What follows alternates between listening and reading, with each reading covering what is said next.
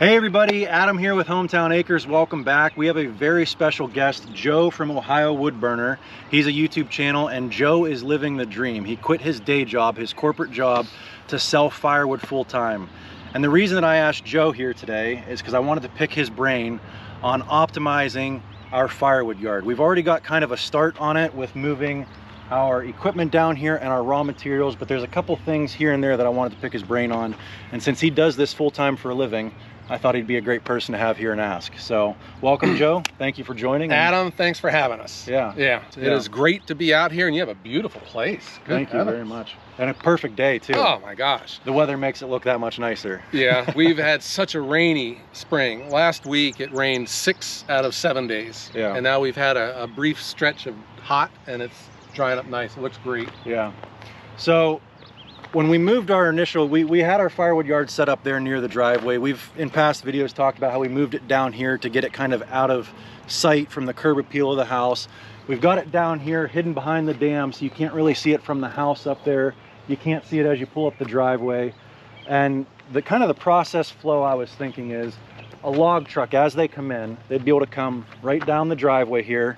And I haven't finished this road back behind us, but what I'd like to do is have a circle drive, so that way a log truck could go down there, turn around, and they wouldn't ever have to back up. They could literally just pull forward the whole way down. So we've got a place for the log truck to drop logs. We've got our Yappa 315 processor. We have our Eastimate axis for our bigger logs that can't go through a processor. So we've got raw material and we have production, but what I want to know is what would you do with your finished goods in this area that we have down here? Where would you stack all of your wood to dry in season? Okay, so let me think here. So I am immediately thinking of workflow. Right. And I got to take a couple steps back before we even get there. I'm thinking of the truck coming in, and I can't speak for every truck, but at least the log trucks that I've dealt with, they seem to want to unload on the passenger side, because the crane is over on this side of them, right? And they can see better when they turn this way. See, and this is why I asked you here, because I source all of my logs right now from my own property, which is very time consuming. But if I do want to take this to the next level, I need to be able to source from log trucks, and that's where you get your material from. So you've got experience with the log trucks. And that is where I'm even going to go with this. Even before we talk about where your finished splits are going to go, I'm going to ask you, what are your goals here first? You know, do you just want to keep it at this same level of production, or do you see firewood and firewood sales displacing, you know, a real job, driving into the office every day? So my plan right now is I want to keep it as a hobby for now, but I want it to be ready to go to that next step should I need it to. Yeah, and I think that's why you're being very responsible now, getting it set up right where it can be efficient for you right now, but also allow you to expand and grow. What I would tell you, if you are at a level to where you're just used to doing what you're doing, but you see yourself growing and you want to get bigger and you want to get bigger, that puts stress on one thing immediately, and that is supply. Yeah. And if you think you're going to be able to supply a professional career with your woods, okay, you got a big place, but it ain't that big. Yeah. And I don't know if you want to have all your trees cut down either. Right. It makes sense to buy them off of loggers. So that is a whole new side of the business. But getting the trucks in and out of here efficiently, that's where I think that is the first thing that you have to address. Where the log is going to get laid, where are your machines going to be, and once we get that figured out, we can determine where you're going to put all of your, what I would call your drying yard. Now, I have an extra wrinkle in this that you may not have considered because you don't do this, but I also have the sawmill. Okay. So not only do I've got 3 separate batches of raw material that I need. I need logs that can go through the processor, logs that'll have to go through the Eastimate axis, and then logs. How many logs do you get that you would say would be worthy of a sawmill? Do you get a lot or no? Well, that might be the wrong question to ask me, because if you know the loggers that I deal with, this has been a long-term negotiation and learning to get along with each other. Yeah. Because I want the smaller, skinny logs. You want the stuff that's made for Yeah, the and that has been my big problem is I want as much wood going through my processor as I can. I don't want to do the old-fashioned stuff anymore. I'm in my 50s now, you know, and I'm not getting any younger. So I look for the skinny stuff. And that's not saying, though, that you would find an appropriate log that comes in that's big enough to put on the mill. But here is what I am going to ask you to start to envision right now. All right, the truck has come in. The truck wants to lay the logs somewhere. And believe it or not, you need to have an expansive room for those logs, because you think you're going to get a load of logs in, and then you're going to make them, and then there's going to be none there, and the next truck comes in and lays them in the empty spot. It doesn't work that way sometimes. I've gone months without a single log getting delivered, and then all of a sudden, bam, bam, bam, 7 trucks come in, and I have nowhere to put all this wood, and I have to tell them, don't bring it. You're not going to have that same problem here because you do have a lot of space, but I would ask you to consider the term we use. I learned this off of the Amish, is your skidway. So that is where all of your logs that come off the truck are placed, and you can skid the logs down to where you're going to produce. You have a tractor to where you can fork them around. I would think your skidway, you've got to consider the way the truck is going to come in and loading off of the passenger side. So to me, right away, I'm thinking my raw material area where my skidway isn't big enough there. Yeah, I think it is not. To me, it makes more sense to have it over on this side. These log trucks, you know, they got what a wheelbase they have, and they need 40 acres to turn around, right? So I don't even know if you would have enough. You could maybe have a back-in area where they could turn a little bit, and back up it and leave. I think it would be easier for them to do it empty than loaded. So it might make better sense for them to unload here, and then they can turn around and leave. The other thing I've learned too about these truck drivers, they are awesome at backing up. And I'm looking at your road right here. That is not asking too much for them to back up there. The thing that I learned the most about running a firewood business is you got to make it easy for these trucks. They are the key to your success. You cannot sell something that you don't have. So my yard was a challenge for the trucks to come in. The ground was soft, it was tight for them to turn, and I didn't have a lot of room for expanse if I got a bunch of logs in at the same time. So everything right now, I'm looking at making it easy on the trucks. And that's something great that you can tell that truck driver, if you just meet them, you know, at a gas station, you can tell them and brag about how easy it is to come in and out of your land. They don't even have to back up, you know. You have firm ground, they're not gonna get stuck. So that is all your selling points. But the first thing is getting those logs delivered and getting them set on the ground. I would think your skidway maybe needs to go on this side. All right. And one thing I learned from watching Joe's channel, Ohio Woodburner, is when the log trucks call, the answer is always yes. Oh, yes. Because you talk about when you run out of wood, that's your livelihood. It's a lonely feeling, it is. And I have an excellent firewood processor, and I'm serious, you feel like one of the biggest dummies in the world when you have a firewood processor with no logs to run through it. Yeah, it is a big red paperweight, because it can't do anything else. It's not like a tractor, you know, that can do 1,001 different tasks. A firewood processor does one thing. And man, and they are hungry. It is not like, you know, making firewood with a chainsaw and a splitter. It is nothing like that. You will eat these logs up and they will be gone fast. You still separate by species? I do. I think that is one of the big things that we do to maximize our price per cord. Especially when you deal with restaurants that want a specific species, or your backyard barbecue people. If you can separate your cherry, your hickory, your oak out from your maple and ash. Even, you know, beech is a nice wood for smoking. So yes, there's value in sorting. So you can sort in a lot of different ways, but one of the first ways you can is right off your skidway. So I'm also thinking, these are going to be tree length logs coming in, 20-ish feet long, and they're not going to fit on a live deck that you're going to have for, you know, a smaller processor. So you're going to want those cut in half. So here's an idea. This mess of trees here, let's say that that's your skidway. Yep. You can cut the log in half.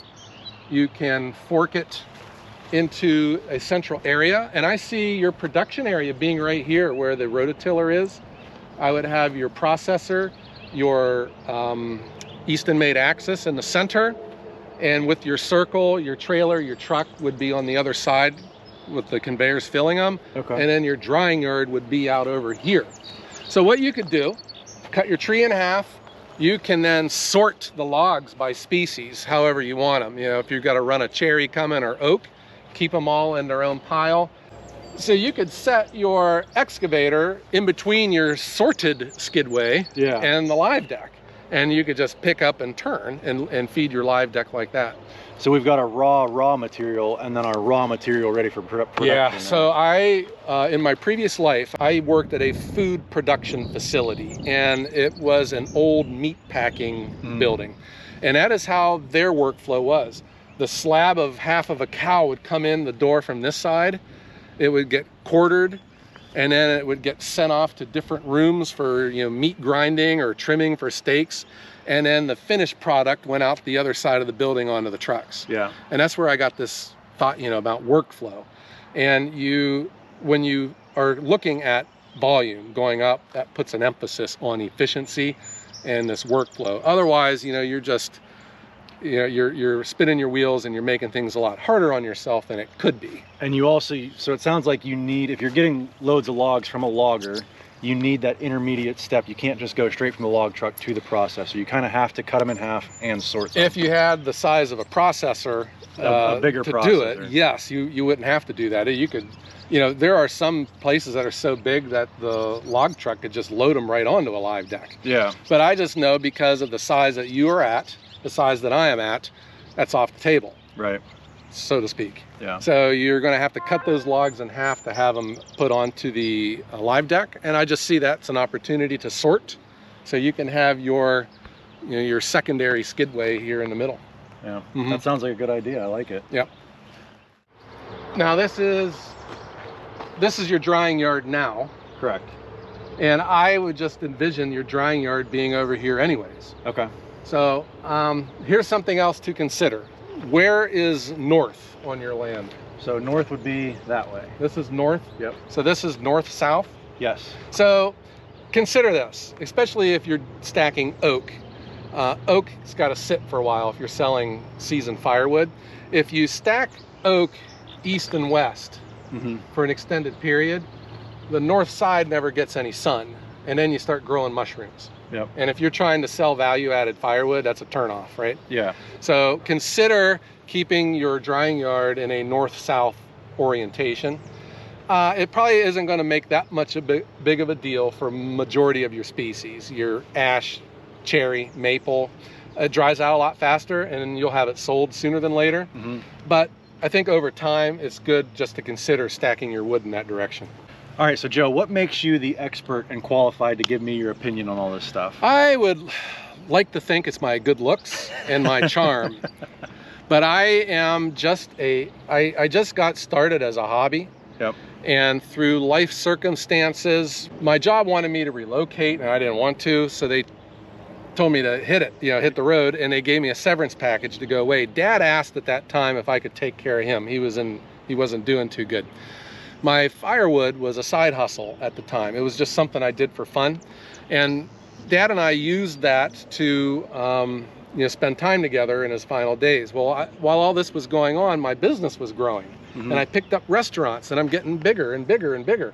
The plan was I was going to go back to my day job when Dad passed, but when that day come, we were too big to walk away from. Right. And my wife gave me the thumbs up, and so here we are. And I honestly have felt since that day I've had a tiger by the tail, you know. It's been a blast, but it's just one challenge after another. And I grew at such a rate that, you know, my yard didn't work right. I couldn't get logs in. I was going out buying firewood because I didn't have any firewood to sell. And everything that I have done has been addressing inefficiencies.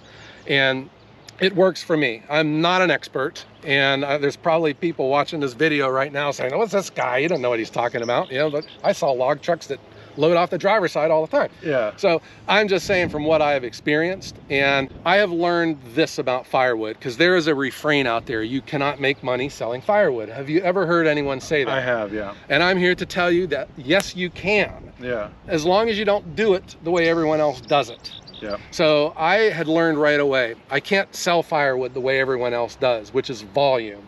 Low margin, high volume. I can't do it. It's just me. I don't have the space, and I don't have the log supply to do it. Or the employees. Yes. Yeah. So I have done everything that I could to do the opposite of that, which is low volume, high margin. And I try to find every way I can to make as much money per stick of firewood as I can.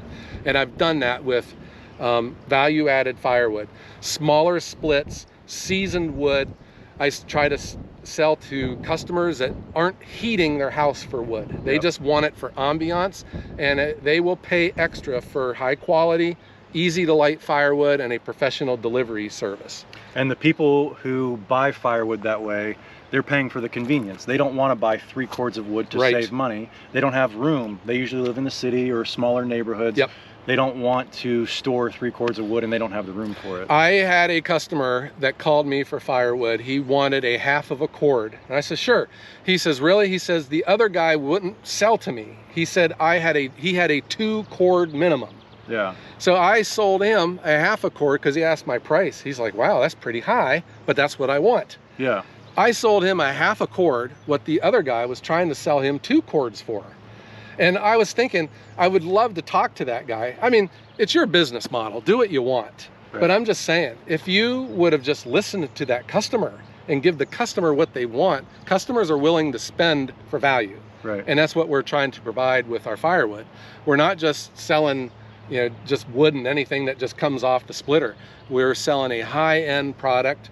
And I'm serious, I will put my firewood up against anyone's. Yeah. Yeah. Now, how long have you been doing this? How long have you transitioned from working the corporate day job to selling firewood full time? It has been a 6-year process. I have been full time for about 4 years. Okay. And it has just been a very interesting road that I've been on. There were times I was thinking, this is a waste of time, you know, like a last summer when we just had the wettest summer ever. I had no logs, and I'm thinking, this is stupid. You know, I'm selling firewood and I have no firewood to sell. Right. I just wished I had a machine. I could just put myself back in my cubicle where I used to work, you know, in my khaki pants and my button-down shirt, and trying to get my 0.2 up at a 0.4 where I won't get my bonus, you know. All of that, I think of that, and I try to remember, why am I doing this, you know? And that is, I make firewood for a living, man. Yeah. It's a blast. It is. You've got nobody to answer to except your customers. Well, let me tell you though, they are the boss, you know? And that's what I would challenge anyone who's in the firewood business, is to consider that. You're not the one in charge. Your customers are. And I think that's the big difference between a person who is a hobbyist versus a person who does it for a living.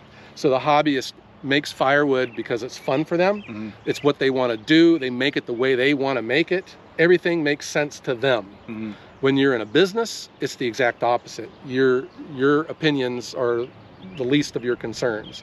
Everything is addressing the customer and your market. Awesome. Yeah.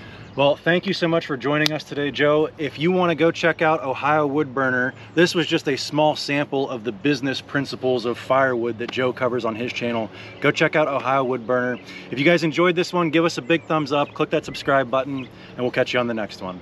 Thanks for watching.